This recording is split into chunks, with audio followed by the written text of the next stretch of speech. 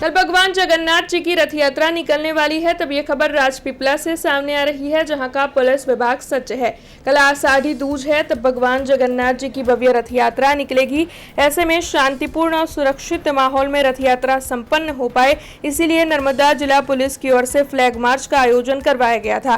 DYSP के मार्गदर्शन के तहत और town police inspector Gamit madam समेत पुलिस के अधिकारी और जवानों की ओर से रथ यात्रा के रूट पर फ्लैग मार्च किया गया था और सुरक्षा व्यवस्था का जायजा लिया गया था। आपको बता दें कि रथ यात्रा जहां से शुरू होगी, जिन मार्गों से गुजरेगी और जहां पर रथ यात्रा का समापन होगा, उन स्थलों की मुलाकात लेते हुए पुलिस विभाग की ओर से सुरक्षा व्यवस्था की समीक्षा की गई थी। तब आपको बता दें कि इस दौरान पुलिस विभाग की ओर से लोगों में शांति, सुरक्षा और एकता बनाए रखने की अपील भी की गई।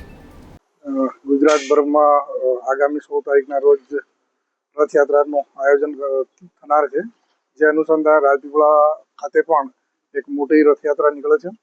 દર વર્ષની જેમ આ વખતે પણ પોલીસ દ્વારા ચુસ્ત પોલીસ બંદોબસ્ત રાખવામાં આવેલ છે।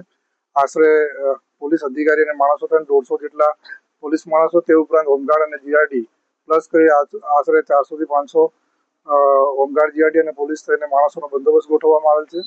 બંદોબસ્તમાં રોડ ઉપર તેમજ તેને ઉપરાંત ધાબા પોઈન્ટ છે અને જરૂરી પેટ્રોલિંગ, ઇન્ટિરિયર વિસ્તારમાં પણ પેટ્રોલિંગ રાખવામાં આવેલ છે। આ અનુસંધાને પોલીસ દ્વારા શાંતિ સમિતિની મીટિંગ પણ કરવામાં આવેલ છે। બસ બધા આયોજકો સાથે મળી અને શાંતિમય રીતે રથયાત્રાનું આયોજન કરી અને પૂર્ણ કરવાનો અમારું ધ્યેય છે। हमसे जुड़े रहने के लिए हमारे YouTube चैनल को सब्सक्राइब करें और नई वीडियो की नोटिफिकेशन के लिए बेल आइकॉन को दबाएं।